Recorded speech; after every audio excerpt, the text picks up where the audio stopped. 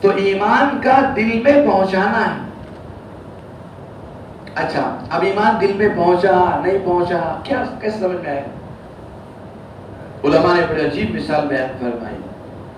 سمجھنے سے تعلق رکھتی ہے. تھوڑا غور سے سمجھیں گے سنیں گے نا سمجھ میں آ جائے گا. علماء نے ایک مثال دی.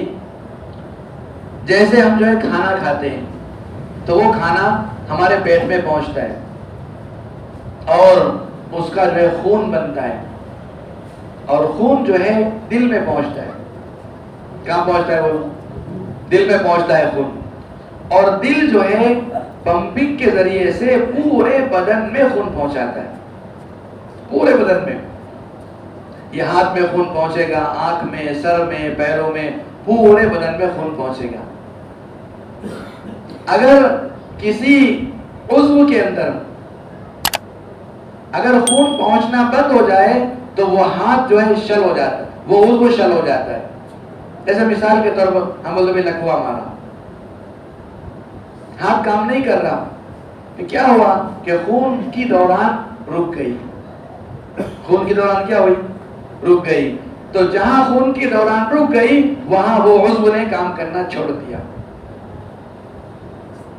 تو خون جو ہے دل کے ذریعے سے پورے بدن میں پہنچتا ہے، پورے بدن میں. تو ہمارے اکابرین فرماتے ہیں، ہمارے علماء فرماتے ہیں کہ ہمیں جو ہے اپنے ایمان پر محنت کر کے ایمان کو دل میں پہنچانا ہے. جب ایمان دل میں پہنچے گا تو جیسے خون پورے بدن میں پہنچتا ہے ایسے ہی ایمان پورے بدن میں پہنچے گا.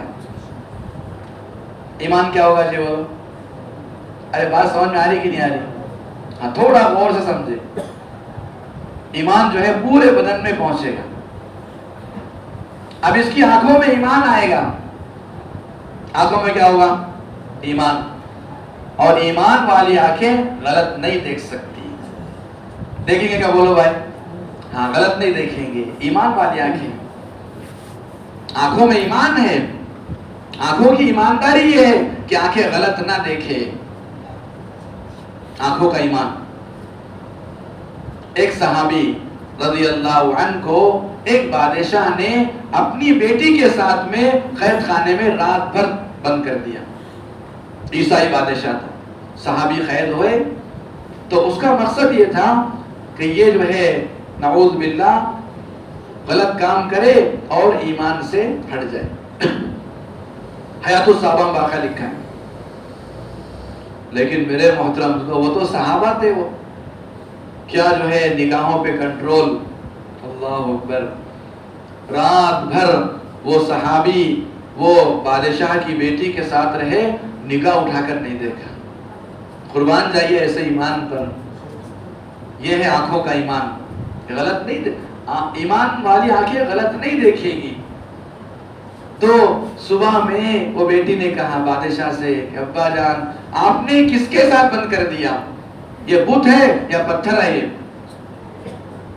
کہ میں رات بھر جو ہے اس کو اپنے سے قریب کرتی رہی لیکن خدا کی قسم اس نے آنکھ اٹھا کر بھی مجھے نہیں دیکھا.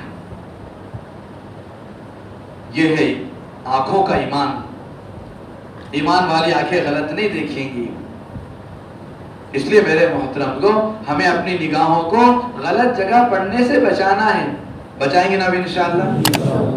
ایمان سب سے زیادہ جو بنتا ہے اور ایمان دل میں پہنچتا ہے وہ نگاہوں کے صحیح استعمال کرنے سے. حدیث میں حضور اکرم صلی اللہ علیہ وسلم نے فرمایا جو آدمی اپنے نگاہوں کو غلط جگہ پڑنے سے بچائے گا اللہ تعالیٰ ایمان کی حلاوت کو اس کے دل میں پہنچائیں گے. حدیث ہے. سیدھا سا مطلب یہ ہوا کہ نگاہوں کے صحیح استعمال کرنے سے ایمان دل میں پہنچے گا. تو نگاہوں پہ اپنے کنٹرول کہ غلط نہیں دیکھیں گے. ایمان دل میں پہنچے گا. کان پر کنٹرول، غلط نہیں سنیں گے. ہاں کانوں میں جب ایمان آئے گا نا کان ایمان والے بنیں گے. غلط نہیں سنیں گے ہم. حضرت عبداللہ ابن مسعود رضی اللہ عنہ بڑے درجے کے صحابی ہیں. راستے سے جا رہے، بچہ ساتھ میں چھوٹا ساتھ میں ہے. گانے کی آواز آئی، میوزک کی آواز، اپنی انگلیوں کو ایسے کان میں داخل کیا اور دور تک چلے گئے. ایک گانے والا گا رہا تھا تو دور تک چلے گئے. وہ بیٹے سے پوچھا، بیٹے وہ آواز آ رہی؟ نہیں آ رہی آواز. دور نکل گئے. ہم اپنی انگلیوں کو کانوں سے نکالا اور فرمایا حضور اکرم صلی اللہ علیہ وسلم کا ارشاد ہے کہ جن کانوں کے اندر میوزک کی، گانوں کی، نامحرم کی آواز جائے گی، کل قیامت میں اللہ تعالیٰ ان کانوں میں سیسا پگھال کر ڈالیں گے. یہ تھے ایمان والے کان. غلط نہیں سنیں گے، غلط نہیں سنیں گے. پیٹ غلط قبول نہیں کرے گا. پیٹ میں جب ایمان آئے گا نا، دیکھو میرے محترم کو، حرام اور ایمان دونوں ایک جگہ جمع نہیں ہوں گے. ہوں گے کیا؟ بولو بھائی. ہاں، ایک جگہ جمع نہیں ہوں گے. حرام اور ایمان نہیں ہو سکتے جمع. آدمی اپنے نفس پہ کنٹرول کرے گا کہ نہیں کھائیں گے غلط کا لقمہ. حضرت صدیق اکبر رضی اللہ عنہ، تمام نبیوں کے بعد سب سے بڑا رتبہ جن صحابی کا ہے، حضرت صدیق اکبر رضی اللہ عنہ. غربت کا زمانہ تھا. ان کا ایک خادم تھا، غلام. تو اس نے جو ہے کچھ کھانا لایا اور یہ کئی دن سے بھوکے تھے. حضرت صدیق اکبر رضی اللہ عنہ تو اس نے کھانا لایا تو یہ فوراً ایک لقمہ کیا کیا جی بولو؟ حضرت صدیق اکبر رضی اللہ عنہ کھا لیے. ایک لقمہ صرف. تو دیکھو اس زمانے کے غلام کیسے تھے، اپنے آقا کو غلط چیزوں سے، مشتبہ مال سے رکاتے تھے. وہ غلام کہنے لگا حضرت روزانہ پوچھتے آپ یہ مال کہاں سے لایا، کہاں سے کمایا، آج نہیں پوچھا. تو فوراً متنبہ ہو گئے. حضرت صدیق اکبر رضی اللہ عنہ رک گئے تاکہ ہاں بھائی بھوک بہت لگی تھی. کیا ہوگا تو بولو؟ ہاں، بھوک بہت لگی تھی اس لیے میں نے ایک لقمہ کھا لیا. اچھا اب بتاؤ کہاں سے آیا، اب بتا دو. تو انہوں نے کہا، وہ غلام نے، کہ میں نے جو ہے ایسے ایسے کیا تھا اور ان لوگوں نے مجھے کھانا دیا ہے.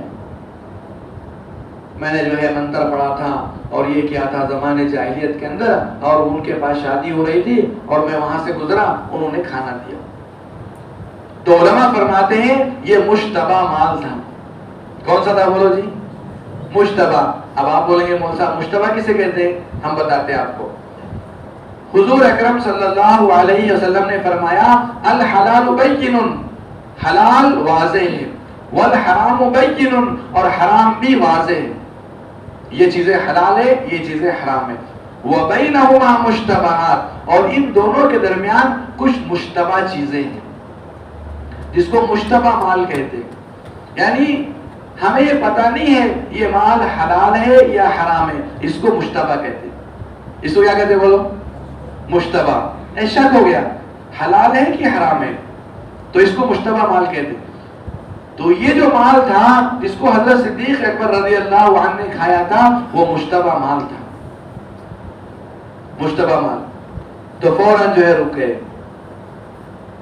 اور انگلی ڈال کر کیا کرنے لگے بولو؟ خے کرنے لگے. اب بھوک کی حالت میں ایک لقمہ کھائے تھے تو کیسے نکلتا؟ نکل رہا نہیں.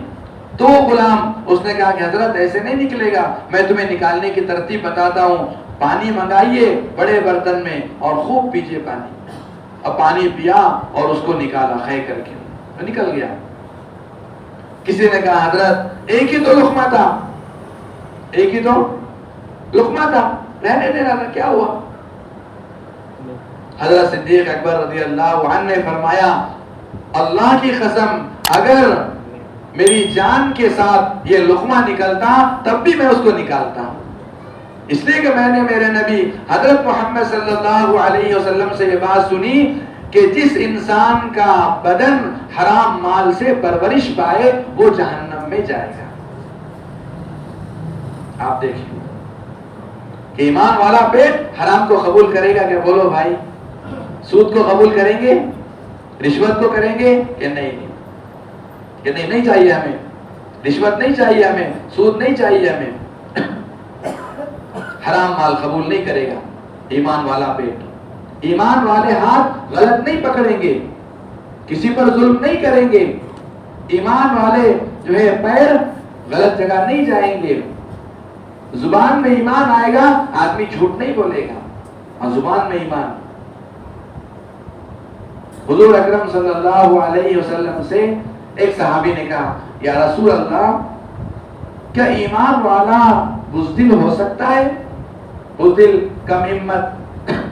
آپ نے فرمایا ہاں بھائی ہو سکتا ہے، کم ہمت بزدل ہو سکتا ہے. پھر صحابی نے پوچھا یا رسول اللہ، کیا ایمان والا بخیل ہو سکتا ہے، کنجوس؟ آپ نے فرمایا ہاں بھی ہو سکتا ہے، ایمان والا ہو تھوڑا سا بخیل ہو سکتا ہے.